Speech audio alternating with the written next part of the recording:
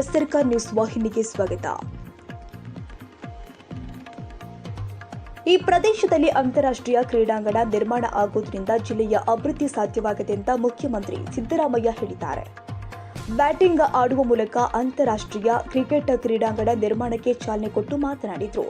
ಅಂತಾರಾಷ್ಟ್ರೀಯ ಕ್ರಿಕೆಟ್ ಕ್ರೀಡಾಂಗಣ ನಿರ್ಮಾಣಕ್ಕಾಗಿ ಒಟ್ಟು 50 ಎಕರೆ ಜಾಗವನ್ನು ಕರ್ನಾಟಕ ಕ್ರಿಕೆಟ್ ಸಂಸ್ಥೆಗೆ ನೀಡಿದ್ದೇವೆ.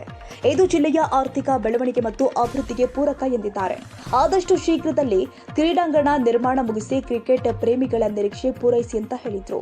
ಇನ್ನು ಮೈಸೂರಿನಲ್ಲೂ ಕ್ರೀಡಾಂಗಣ ನಿರ್ಮಾಣಕ್ಕೆ ಕರ್ನಾಟಕ ಕ್ರಿಕೆಟ್ ಸಂಸ್ಥೆ ಬೇಡಿಕೆ ಮುಂದಿಟ್ಟಿದೆ. ಮೈಸೂರಿನಲ್ಲೂ ಕೂಡ ಜಾಗ ಕೊಡ್ತೀವಿ ಎಂದಿದ್ದಾರೆ. ಗೃಹ ಸಚಿವರು, ಜಿಲ್ಲಾ ಉಸ್ತುವಾರಿ ಸಚಿವರು ಆದ ಜಿ. ಪರಮೇಶ್ವರ್, ಸಹಕಾರ ಸಚಿವರು ಆದ ಕೆಎನ್ ರಾಜಣ್ಣ, ಗ್ರಾಮೀಣಾಭಿವೃದ್ಧಿ ಸಚಿವ ಪ್ರಿಯಾಂಕ ಖರ್ಗೆ, ರಾಜ್ಯ ಸರ್ಕಾರದ ದೆಹಲಿ ಪ್ರತಿನಿಧಿ ಟಿಬಿ ಜಯಚಂದ್ರ ಹಾಗೂ ಜಿಲ್ಲೆಯ ಶಾಸಕರು, ಕರ್ನಾಟಕ ಕ್ರಿಕೆಟ್ ಸಂಸ್ಥೆಯ ಅಧ್ಯಕ್ಷರು ಆದ ರಘುರಾಮ್ ಭಟ್ ಮತ್ತು ಇತರೆ ಪದಾಧಿಕಾರಿಗಳು ಉಪಸ್ಥಿತರಿದ್ದರು. ಈ ಸಮಾರಂಭದಲ್ಲಿ ಮುಖ್ಯ ಅತಿಥಿಗಳಾಗಿ ಭಾಗವಹಿಸಿರ್ತಕ್ಕಂಥ ತುಮಕೂರು ಜಿಲ್ಲಾ ಉಸ್ತುವಾರಿ ಸಚಿವರಾದಂಥ ಹಾಗೂ ಗೃಹ ಸಚಿವರಾದಂಥ ಡಾಕ್ಟರ್ ಜಿ. ಪರಮೇಶ್ವರ್ ಅವರ,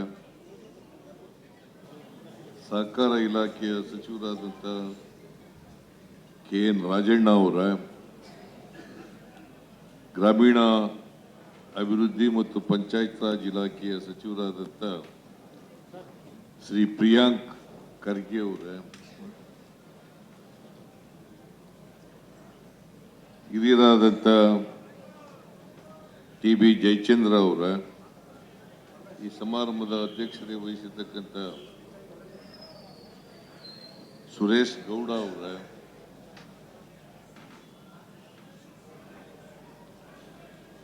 ಶಾಸಕರು, ಜೆಡಿಎಸ್ ಶಾಸಕಾಂಗ ಪಕ್ಷದ ನಾಯಕರು ಆದಂಥ ಶ್ರೀ ಸುರೇಶ್ ಬಾಬು ಅವರ,